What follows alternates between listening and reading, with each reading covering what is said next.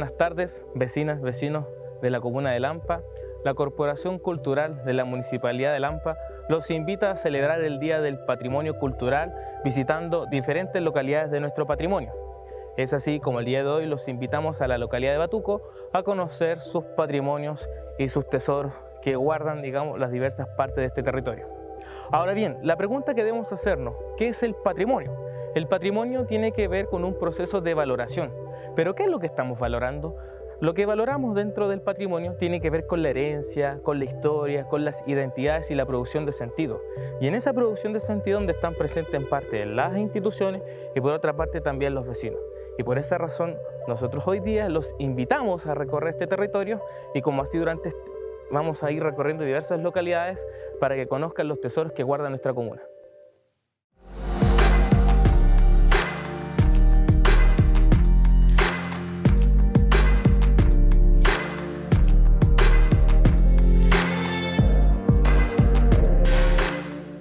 A lo largo del territorio de Batuco, podemos decir que la presencia humana en estos valles data del 10.000 a.C., del periodo más conocido como el Pleistoceno, un periodo en el cual tantos animales ya extintos como el mamut o el tigre diente de sable se relacionaron con los primeros habitantes humanos dentro de este territorio. ¿Cómo podemos de alguna forma asegurar eso?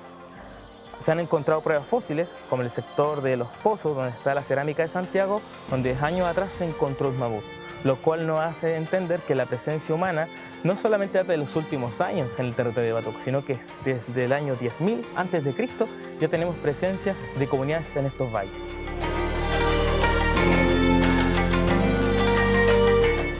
Luego del periodo pleistocénico, del 10.000 a.C., con el paso de los años nos encontramos en el 500 al 800 a.C. ante la presencia del periodo tardío temprano. ¿Qué logramos encontrar aquí? Logramos encontrar la presencia de comunidades en torno a estos vestigios que se conocen como piedras tacitas. Comunidades que eran básicamente sociedades hidráulicas, necesitan la presencia del agua para hacer un uso muy particular sobre esta piedra, que van a ser los orificios que se logran ver acá en una gran cantidad, que se conocen técnicamente como oquedades. En torno a estas oquedades existen tres grandes teorías. Una que tiene que ver con el análisis del cosmos, es decir, del cielo. Otra que tiene que ver en relación a temas religiosos. No hay mucha información si hubieron sacrificios o no. Pero la teoría más cercana y la que tiene relación con las pruebas de carbono 14 que se han hecho de estas piedras, y así como en otras partes del país, que tiene relación con la molienda de alimentos, particularmente del maíz, de porotos y sobre todo de los quintiles, que es una fruta o una semilla muy dulce que entregan los algarrobos de la zona. Y esta presencia de piedras tacitas nos hace entender de que encontramos una comunidad de trabajo en torno a la fabricación de estas piedras, las cuales se hacían de diversas formas y las que logramos ver acá, donde básicamente constantemente se estaban ocupando. Había un grupo de trabajo trabajando estas piedras, después llegaba otro y así sucesivamente. Y eso es cómo de alguna forma se está acentuando la presencia humana dentro de estos valles.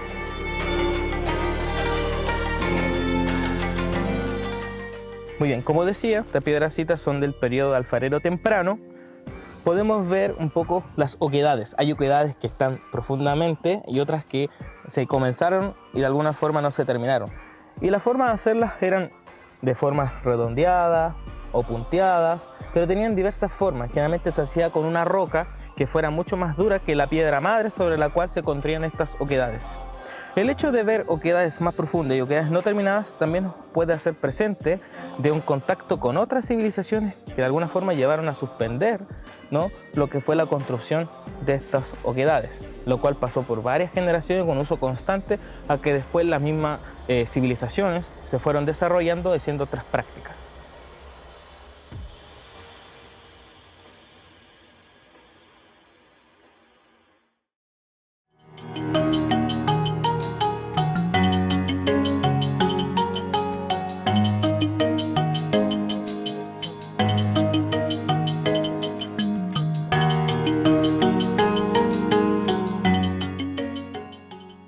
Tras el periodo alfarero temprano, con el paso de los años, llegamos al periodo del 800 al 1540 después de Cristo, donde nos vamos a encontrar en este valle principalmente con la cultura concagüina.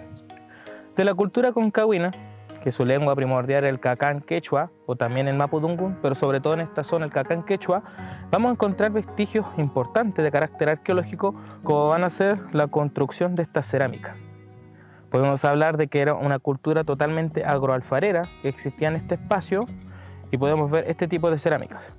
Cerámicas que básicamente no lograban una cocción completa, ya que no tenemos los niveles de cocción que existen en la actualidad, y podemos ver vestigios de esta cerámica. Luego, cuando esta cultura concagua va a ser en cierta parte conquistada o visitada por el Imperio Inca, va a haber una fusión cultural donde la construcción de esta alfarería va a tomar otro tipo de construcción. Una cerámica mucho más anaranjada, muy similar al que encontramos en el pueblo de Aguita, y con más rayas negras, lo que muestra de una evolución de la construcción de lo que van a ser las cerámicas.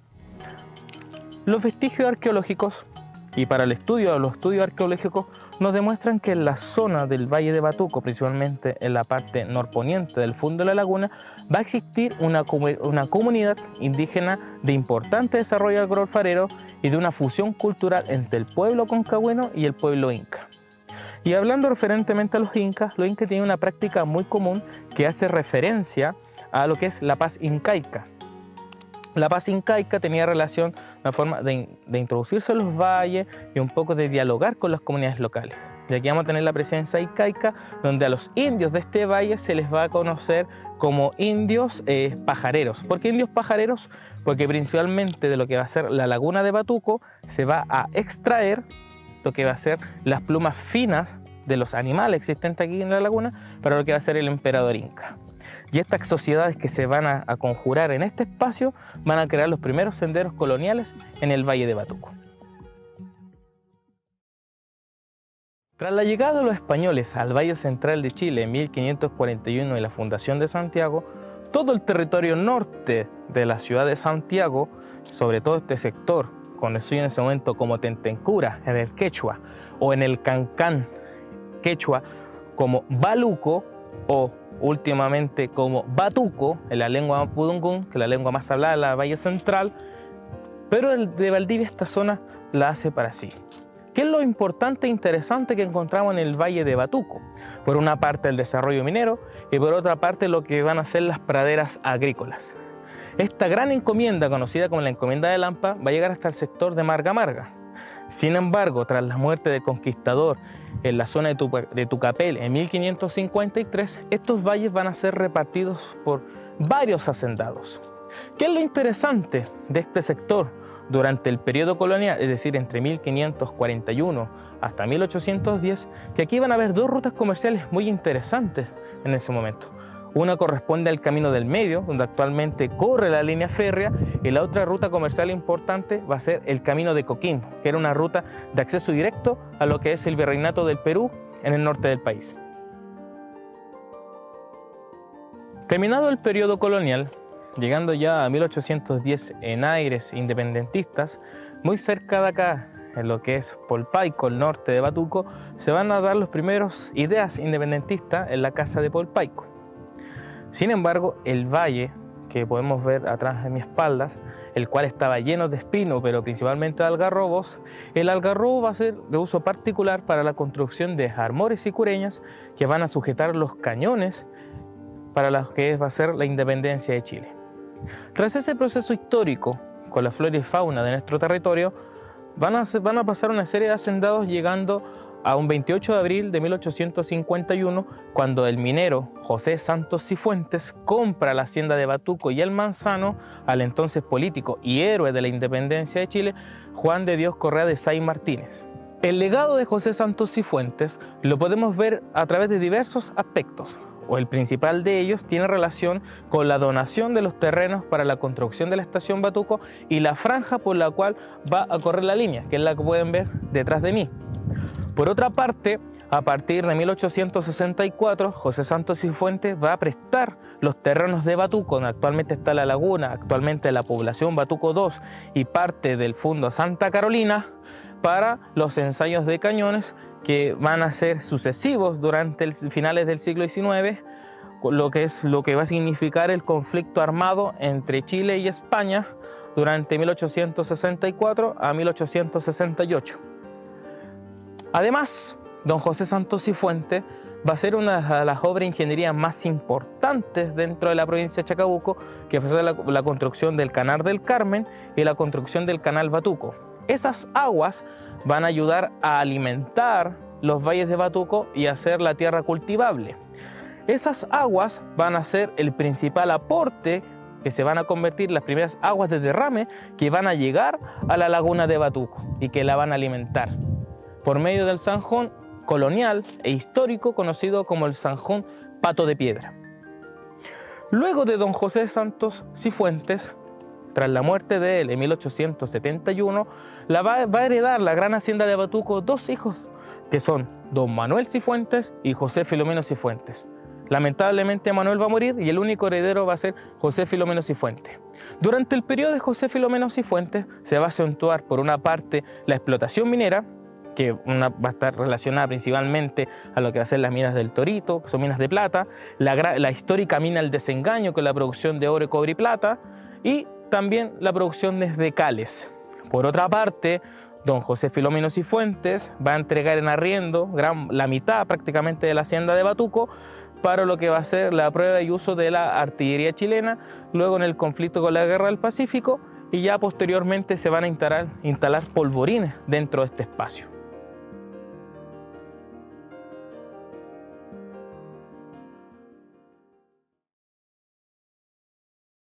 Bajo la administración de José Filomeno Cifuentes, hacia finales del siglo XIX, dentro de este sector se va a construir una de las obras de ingeniería más relevantes o importantes que logramos encontrar dentro de este territorio, que es este túnel que logramos observar acá con piedra de cantera de la zona y ladrillo fiscal. Este túnel nace básicamente porque la antigua línea férrea por donde corría el Camino del Medio, camino colonial desde las culturas indígenas, en 1890 va a ocurrir un accidente en el portezuelo de La Calera, donde lamentablemente van a fallecer niños. Y otro problema histórico que tenía la línea y los trenes es que los trenes con carga no podían superar el portezuelo. Entonces tenían que venir trenes a tener que correr esos trenes con carga para poder pasar ese portezuelo, que es de alguna forma una pequeña montaña. Sin embargo, el accidente de esos niños, que lo visualiza Vicuña Maquena en su texto, va a hacer que las autoridades del periodo tengan que construir una nueva línea, y esa línea va a llevar consigo esta obra de ingeniería, que básicamente es sorprendente, imponente, pero que lamentablemente ha sido rayada y ha sido lastimada, como la pueden observar acá.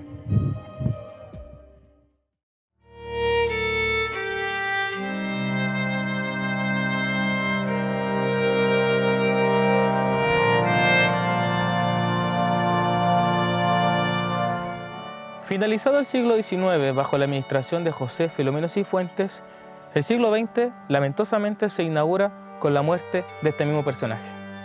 Él fallece en 1902, lo que va a llevar que la hacienda de Batuco pase a los herederos que van a ser sus hijos, como también su esposa Amelia Rogers. Bajo la administración de los hijos y la señora viuda de Cifuentes, dentro de la historia de Batuco se van a configurar hitos muy relevantes. En 1907 se va a inaugurar la mina Calerías de Batuco con su imponente horno de cal. En 1911 se va a inaugurar la primera fábrica de ladrillos, Fevier y Compañía, en el sector de la isla, a un costado de la población Batuco 2. En el sector de Manzano se va a fundar la mina de Espejuelo La Concepción. Así como va a ir tomando hincapié la minería, también se va a dar hincapié a otros eventos importantes. Dentro de los hitos importantes de la historia de Batuco, además del desarrollo minero, que va a aportar un desarrollo económico en la localidad, podemos decir también que uno de los hitos importantes que se van a dar e histórico dentro de lo que es la aeronáutica en nuestro país va a ser el desarrollo de la aeronáutica civil en el territorio de Batuco, específicamente en el sector norte de la población Batuco 1. Si bien el primer vuelo se desarrolló en la chacra de Valparaíso, en la actual comuna de Ñuñoa, los vuelos consecutivos, donde se van a viajar a diversas partes del país en rutas muy cortas, se van a dar inicio acá en Batuco.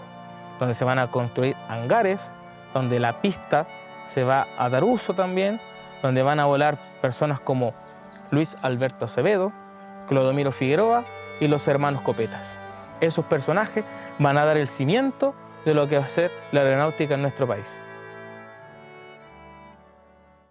Dentro de los eventos históricos en la historia de Batuco, como lo que corresponde al tema minero, que es el polo de desarrollo económico, el polo de lo que va a ser la historia aeronáutica en nuestro país, también tenemos un hecho importante y lamentoso y que de alguna forma va a llevar a producir lo que va a ser la posterior división y término de la hacienda de Batuco.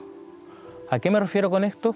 Un 23 de marzo de 1908, específicamente a las 5:55 de la tarde, en el sector de Batuco, explotan dos polvorines que habían sido instalados en 1896.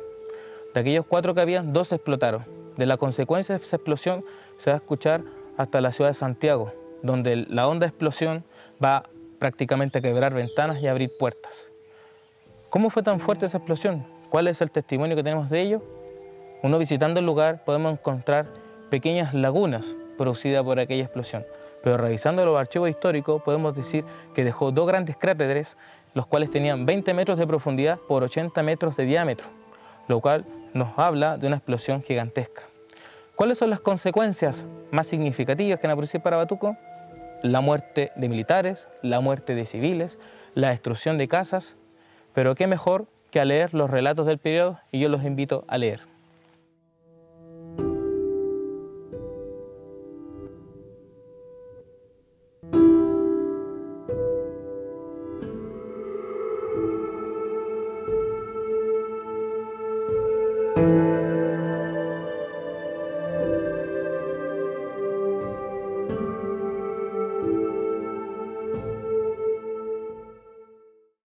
En el lugar en el cual estamos grabando es la casa patronal del Fundo La Laguna. En esta casa podemos encontrar vestigios de las casas hacendales que existieron dentro del territorio de la comuna de Lampa, porque hoy en día prácticamente encontramos muy pocas, la que está aquí en el Fundo La Laguna, en Los Fontecilla y el sector de Lipanque. Es lo que nos está quedando, nuestro patrimonio, de nuestro pasado, nuestra herencia. Podemos encontrar la característica del adobe, las ventanas amplias, el pino oregón y el roble. Y también en el exterior de la casa logramos encontrar estos hermosos jardines. ¿Y por qué los jardines eran tan majestuosos, tan grandes? Porque antiguamente las sociedades vivían bajo una concepción católica. Y la idea de tener estos jardines amplios con diversidad es de alguna forma de igualar el Edén en la tierra. Como ustedes pueden ver acá, podemos apreciar una antigua casa de campo de lo que correspondía a los periodos hacendales. Dentro de la hacienda, la estructura jerárquica de las casas variaban entre la casa del gañán, del peón y del inquilino, que este último era básicamente la fuerza motriz dentro de las haciendas, donde familias por generaciones estaban dentro de la propiedad. En cambio, tanto el peón como el gañán eran gente de paso. Y aquí podemos ver la estructura de una típica casa gañán o peón, donde básicamente la estructura es simple, donde hay un espacio donde traen básicamente las piezas y la cama donde dormía, digamos, el gañán o el peón. Además, la estructura significativa de esto, el típico adobe armado, que están tapizados con cal y que detrás de estas casas podemos encontrar los hornos de calerías de Batuco y todo este cerro que es de caliza pura, y evidentemente el típico roble y el pino oregón que sustenta esta casa. Evidentemente el cambio moderno lo encontramos hoy en día con este techo de lata que antiguamente soportaba lo que son las tejas. En cambio, la casa que encontramos hacia el sector sur, que es la que está acá, ya podemos apreciar una casa de inquilino donde el espacio es mucho más grande, donde tenemos espacio para la familia, para el matrimonio y sus diversos usos. Estas casas que podemos ver acá son únicas porque lamentablemente dentro del territorio de nuestra comuna ya se están acabando y el paso del tiempo también las está dañando. Estimadas vecinos de la comuna de Lampa, de aquí despedimos el capítulo 1 de este recorrido patrimonial por la comuna de Lampa en el sector de lo que fue la casa del Fundo La Laguna, la casa patronal, Desde esta bella arquitectura, desde este bello jardín nos despedimos y los invito a ver el próximo capítulo que vamos a viajar al sector de Estación Colina, particularmente El Patroncito.